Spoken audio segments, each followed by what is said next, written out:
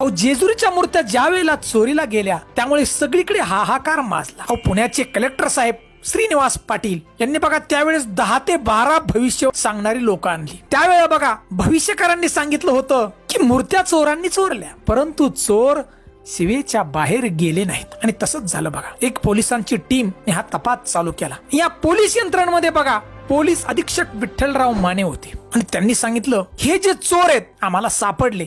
हे चोर जे पोलिसांना सापडले त्या ठिकाणी बघा नाशिक परतूर या ठिकाणी हे चोर सापडले. चोरांना गाडीमध्ये टाकलं पोलिसांनी आणि त्यावेळी बघा पोलिसांनी विचारलं अरे तुम्ही चक्क देवाचा चोऱ्या करता? अहो सगळेजण देवाला घाबरतात आणि तुम्ही देवाला चोरता. त्यावेळेला बघा चोरांनी उत्तर दिलं की आम्ही चोऱ्याच करतो आणि ह्या चोऱ्या आम्ही 20 वर्षापासून करतोय. काही ठिकाणी पकडलो, काही मूर्त्या आमच्याकडे आहेत. आणि बघा एकूण 6 चोर होते आणि त्यावेळी त्यांनी सांगितलं की एक दिवस आम्ही तिरुपती बालाजीच्या मंदिरातल्या मूर्त्या सुद्धा चोरणार. बघा एवढे चोरांचे धाडस. आणि त्यावेळेला पोलिसांनी विचारलं की तुम्ही चोऱ्या कसा करताय? त्यावेळेला बघा ह्या चोरांनी उत्तर दिलं की आमचं कुलदैवत आहे आमच्या घरात आणि त्या देवाला आम्ही प्रसाद लावतो म्हणजे कौल लावतो आणि उजवा प्रसाद दिला तरच आम्ही चोरला त्या ठिकाणी निघतो. आणि त्यांनी बघा पुढं सगळी ही स्टोरी पोलिसांना सांगायला सुरुवात केली की जेजुरीच्या मूर्त्या आम्ही कशा चोरल्या. त्यावेळेला बघा पोलिसांना सांगितलं आणि सगळ्या भविष्यकारांना सुद्धा सांगितलं होतं. बघा काही लोक भविष्यकारावर विश्वास ठेवत नाहीत, परंतु काही हुशार लोक आहेत भविष्य सांगणारी. त्या भविष्यवारांनी सुद्धा सांगितलं होतं की मूर्त्यांनी शिव सोडली नाही आणि चोर सुद्धा पळून गेले परंतु मूर्त्या घेऊन गेले नाहीत. बांधवांनो हे चोर सांगतायत की ज्या गावात आम्हाला मूर्त्या चोरायच्या त्या गावात आम्ही मुक्काम करतो आणि जोपर्यंत त्या गावातला मनुष्य मरत नाही तोपर्यंत आम्ही चोरी करत. बघा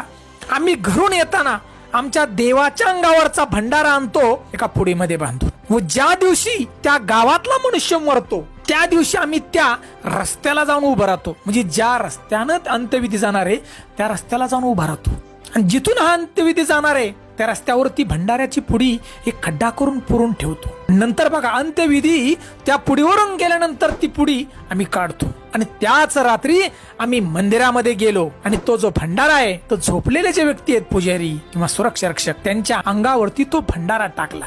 अहो त्या भंडाराची एवढी ताकद चोर सांगतायत बघा की भंडारा टाकल्यानंतर त्या व्यक्तीला जरी तोडवलं कुणी तरी कुणीही जाग होत नाही बघा. आणि असंच आम्ही केलं आणि 100 किलो वजनाच्या मूर्त्या मल्हारी मार्तंडांच्या पोत्यात टाकल्या त्या चोरानं आणि चोर घेऊन गेले बघा. परंतु वेशीच्या बाहेर नाही बघा. जे जेजुरीचं रेल्वे स्टेशन आहे आणि रेल्वे स्टेशनचा जो ट्रॅक आहे तो खडीचा त्याच ठिकाणी गेल्यानंतर घडला चमत्कार. हे चोर सांगतायत प्रत्यक्षात बघा. पुढे जावं तर मोठा खड्डा दिसायला लागला.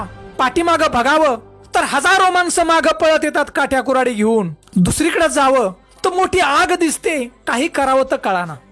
तासन तास त्या ठिकाणी गेले बघा चोरांचे. 100 किलो वजन अंगावरती. चोर पुढेही जाऊ शकत नव्हते आणि पाठीमाही जाऊ शकत नव्हते. दिवस उजडायचा टाइम झाला. पाखरांचा चिवचिवाट चालू झाला. चोरांना वाटलं आता काय करावं, आता आपण नक्कीच सापडणार. आणि त्याच ठिकाणी बघा चोरांनी खडीमध्ये मूर्त्या पुरवून ठेवल्या आणि चोर तिथून पळून गेले. असा मल्हारी मार्तंडानं केलेला चमत्कार बांधवान. नंतर बघा जे चोर जे परतून आणले होते ना नाशिकवरून त्या चोरांनी दिलेली जबानी बघा. बांधवांनो मल्हारी मार्तंड म्हणजे साक्षात शिवशंभोचा अवतार येतो. तो कालही आहे, आजही आहे आणि उद्या सुद्धा राहणार आहे. आणि बांधवांनो ही जी सगळी स्टोरी आहे ही माझ्या स्वतःच्या मनामधून मी सांगितली नाही बा किंवा कुठली गोष्ट तयार करून सांगितली नाही, तर पोलीस अधीक्षक माने साहेब यांच्या प्रवचनातून ही मी ऐकलेली बघा. आणि माने साहेब हे स्वतः साक्षीदार आहेत की ज्या चोरांना पकडलं होतं त्यांच्या तोंडातून आलेले शब्द हे माने साहेबांनी सांगितले. परंतु हा व्हिडिओ तयार करावा असं मला का वाटलं तर बांधवांनो जी लोकांच्या मनामध्ये पालचूक चुकते, काही लोक म्हणतात देव नाही, त्यांच्यासाठी हा व्हिडिओ आहे. आणि नंतर पुढे बघा त्या जे मूर्त्या जी आहेत मल्हारी मार्तंडांच्या वाजत गाजत हजारो माणसं आणि त्या मूर्त्या परत मंदिरामध्ये नेऊन स्थापित करण्यात आल्या.